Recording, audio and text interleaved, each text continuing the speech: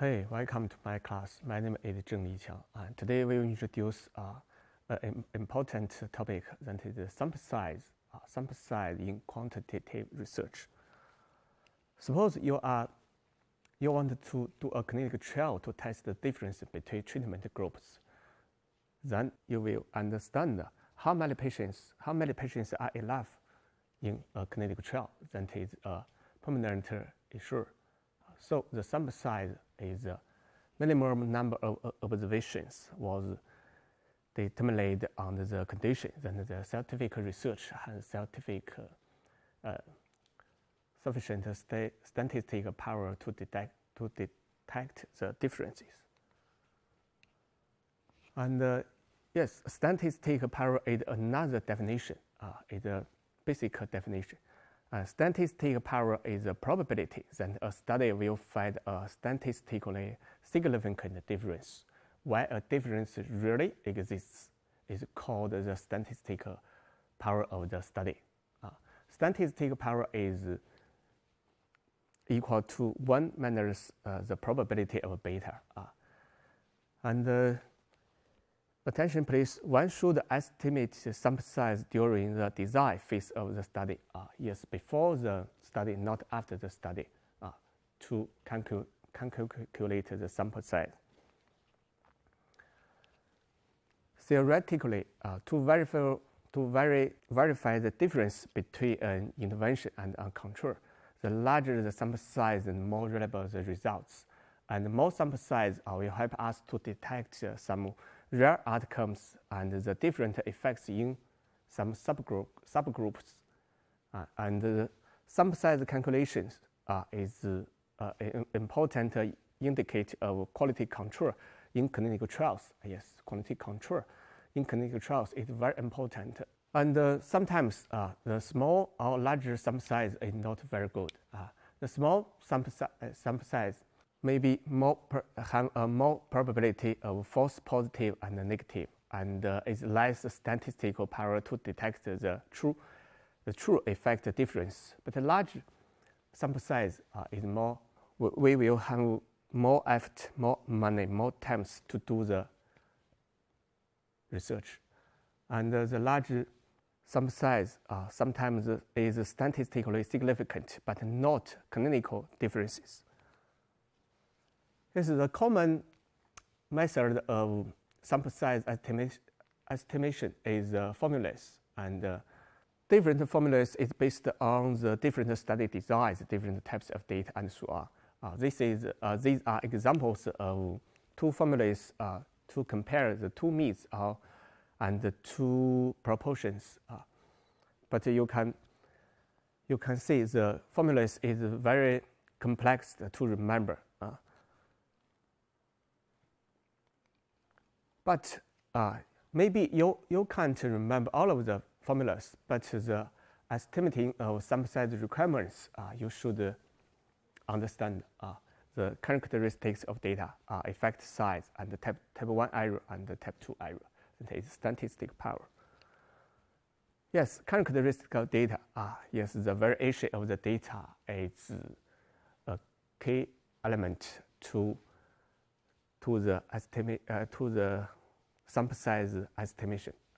There are two types of data in scientific research: the categorical variables such as death and survival, the negative and the positive, and so on.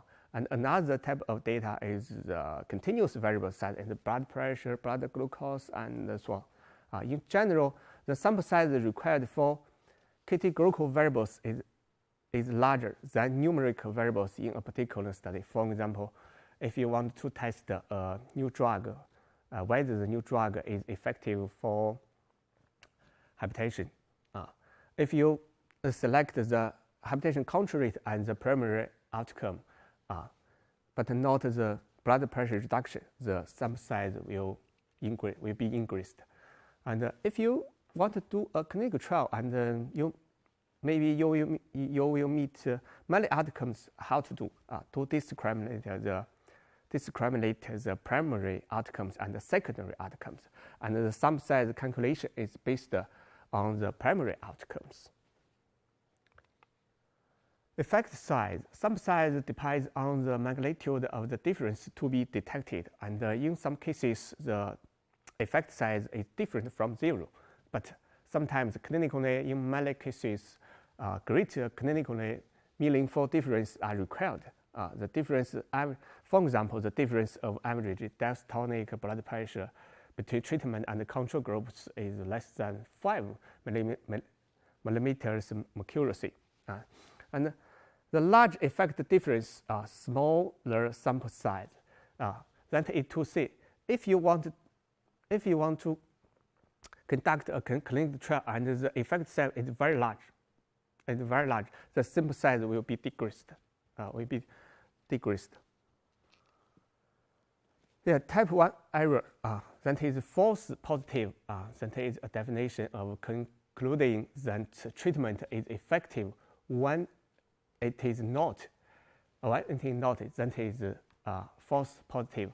It is customary to set the probability of type 1 error at 0.05 or sometimes 0.01.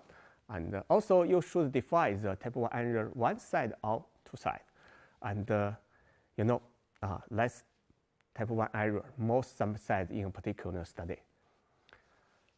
The fourth key determinant of sample size estimation and the type 2 error, and it is sometimes called the false negative.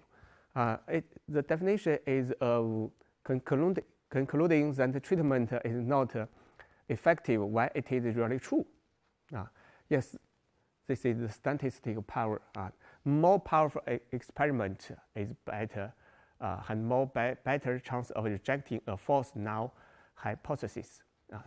A probability of beta or type 2 error is often set at 0.2, a 20% chance of missing true differences in a particular study, and more power, more sample size in a particular study. How to calculate the sample size using these formulas? I said the formulas is very complex to remember, and it's very complicated to calculate.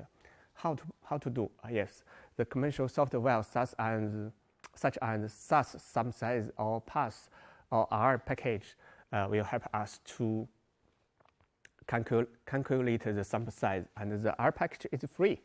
Also, today I will recommend you to use the website powerandsamplesize.com to calculate the sample size. Yes, this is an example of sample size estimation between two means.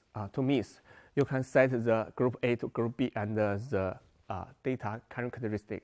For example, the standard variation.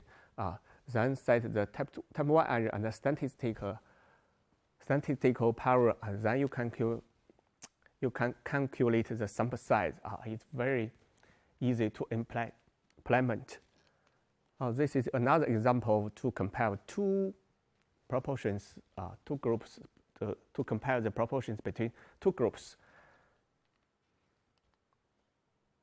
Yes, this is the different study design. Yes, I said the sample size calculation based on the different study type, different study data, and so on. Attention please, after sample size calculation, additional 10 to 20% samples are recommended to avoid the lost to follow-up or non-responders. Attention please, in fact, the sample size is often determined by logistic and financial considerations, and compromise always has to be made between sample size and costs. That is, the feasibility is very important. These are references. Thank you very much.